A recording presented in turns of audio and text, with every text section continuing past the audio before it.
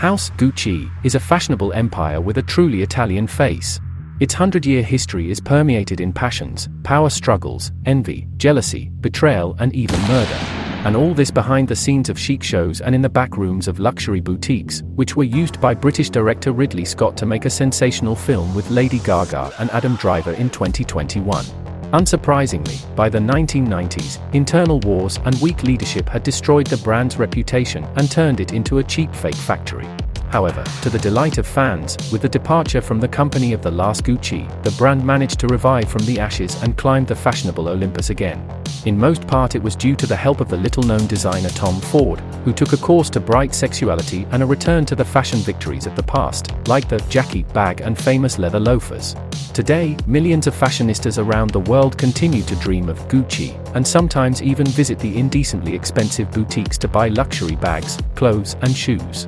How does this brand attract? Is it the history? Fashion aesthetics? The captivating atmosphere of a top-notch luxury? Probably all at once. The House of Gucci was founded in 1921 in Florence by the son of the local hatter Guccio Gucci. By the time his life's work was opened, he was a reputable 40-year-old man who has already managed to organize his own business. Nevertheless, quite unsuccessful. Young Gucci did not get along with his father from the very childhood, and was forced to work in his hat workshop. In 1904, after another serious quarrel, the young man left his parent and tried to establish his own business, a workshop for the manufacture of harness. From childhood, he was attracted to the searing craft, and he hoped that this business will be successful. However, life made adjustments. Having wasted all his savings, Guccio went to work in England, where he was able to get a job as a porter in the newly opened chic Savoy Hotel. There he worked for 10 years, made it to the rank of waiter, and gained valuable experience watching the manners of rich people. He was especially impressed by the suitcases and bags in which the rich transported their luggage. They were made of quality leather, with top-notch finishes, and they were impeccably stylish. When he was fired from the hotel, he returned to his homeland.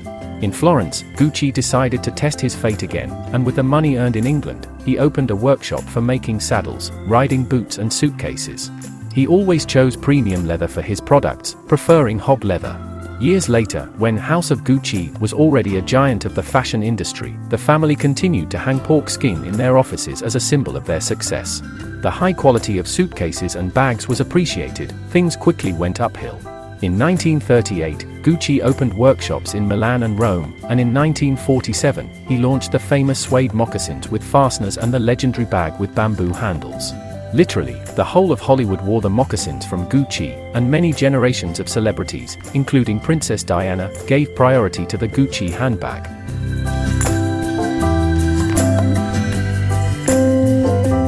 Guccio Gucci had 6 children, including an adoptive one, his wife's son from his first marriage.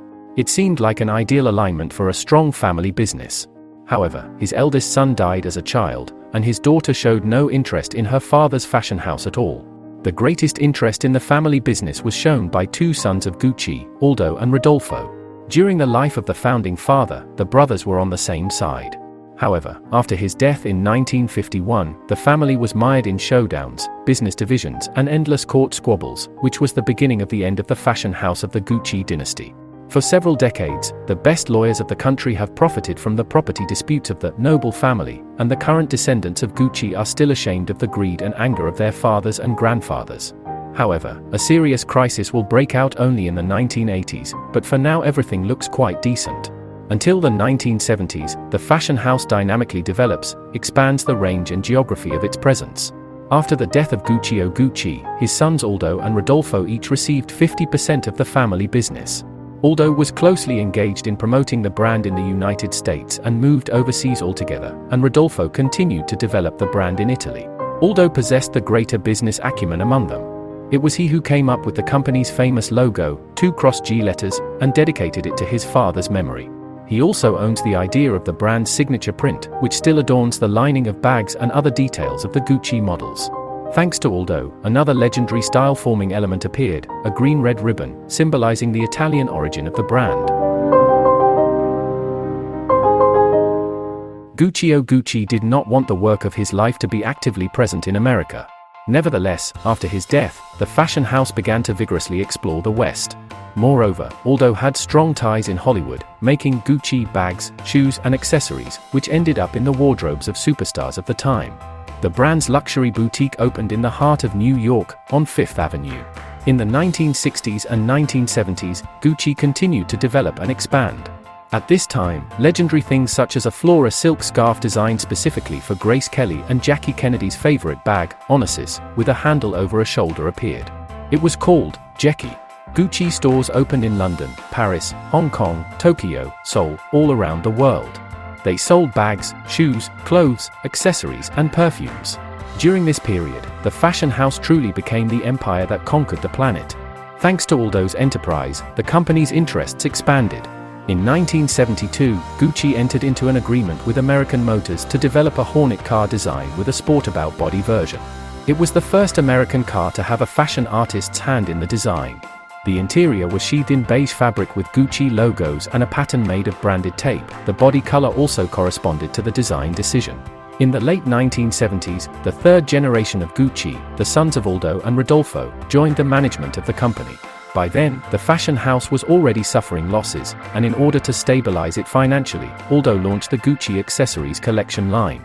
It included small things like lighters, pens and wallets, which were much cheaper than regular Gucci products. This decision turned out to be financially profitable, but a failure in the long term. Cheap little things of a well-known brand began to be bought up almost wholesale. Chinese markets were flooded with cheap fakes, which completely killed the brand's reputation. From an exclusive luxury brand, it has turned into consumer pap.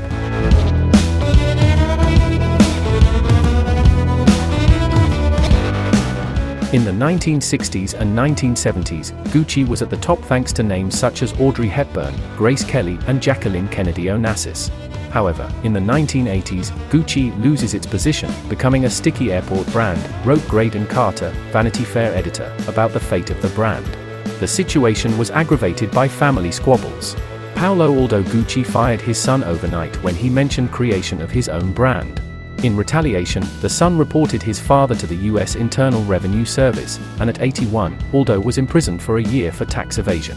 Paolo himself also spent some time in jail for non-payment of alimony to his ex-wife Jenny Garwood. In 1983, Rodolfo Gucci dies, leaving his share of the business to his son Maurizio. Being loaded with debt, Paolo, meanwhile, shortly before his death, sells his stake to Investcorp Corporation, and by the end of the 1980s, the only Gucci remaining at the helm of the company was Maurizio, Rodolfo's son. He led the fashion house out of hand badly, but he still made one successful managerial decision. Under his supervision, the young and then few famous American fashion designer Tom Ford became the Gucci women's clothing designer, who inhaled sophisticated eroticism in the brand's collections. Ford's clothes were beautiful, but the situation has not yet saved. In 1993, Maurizio Gucci left the company on the verge of bankruptcy, selling his stake to the same Investcorp Corporation, and 2 years later, on the threshold of the Milan office, he, the descendant of a great dynasty, was shot by a killer. The spicy bits of scandal is that Maurizio was ordered by his ex-wife Patricia Reggiani. Bright, greedy and vindictive Italian, offended by the ex-spouse for treason and dissatisfied with the amount of alimony paid. In such a way, the Gucci dynasty ingloriously ended. Later, the fashion house developed without her. And it was a completely different approach. The new management has repeatedly reduced the number of stores around the world, which gradually returned the brand to its former exclusivity. The reissues of legendary fashion hits returned to sale, and Tom Ford, who had become creative director by that time, created a radical new style of clothing for Gucci. Ford placed a bet on a prominent but not vulgar sexuality, evening dresses with extremely deep necklines, sexy thigh slits, tie-up tops, bright red velvet suits and flowing fabrics appeared in the collections, seductively emphasizing women's shapes. Advertising campaigns have also become different, emphatically erotic, on the brink of breaking the rules. The 2003 advertisement turned out to be especially scandalous, which was banned almost immediately after the release. In the picture, model Carmen Cass poses with the letter G shaved on the pubis. The photo was considered degrading to women. However, the women themselves did not perceive it that way. Sales skyrocketed. Fans of the brand were attracted by the prospect of being seductive and desirable in Gucci clothes. In 2003, after 10 years at the company, Tom Ford left it and set about developing his own brand, and his last collection for Gucci was sold out during the show.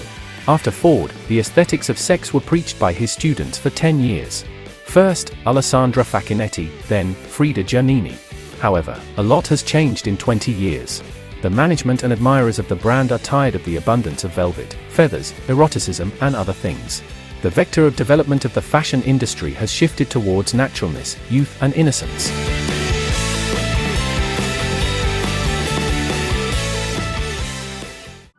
In Gucci, an era of change has ripened, and the name for it was Alessandro Michelli. Since 2015, this Italian fashion designer has been the creative director of Gucci and keeps on developing the brand to this day. With him, the fashion house adjusted the aesthetic towards romanticism, erasing gender boundaries. Male models in women's blouses, mannequins, whose gender was barely guessed under unisex clothes, and girls with almost no makeup appeared on the catwalk. Michelle returned Gucci Vintage Carnival Retro, but it looked not old-fashioned, but rather ultra-modern. Michelle's relaxed and strange collections differed markedly from the strict and deliberately sexy models of Gucci's past. Since 2018, the fashion house has earned itself extra points by announcing it will stop using natural fur. Following a new trend, and the ability to adapt to change has borne fruit. Now the fashion house is owned by the French corporation Kering and makes billions of dollars a year. Gucci is worn by both top models and celebrities of the first magnitude, and connoisseurs of beauty around the world. Gucci boutiques are always full, and on any secular event, one may spot the famous ribbon Gucci, which is impossible to confuse with anything.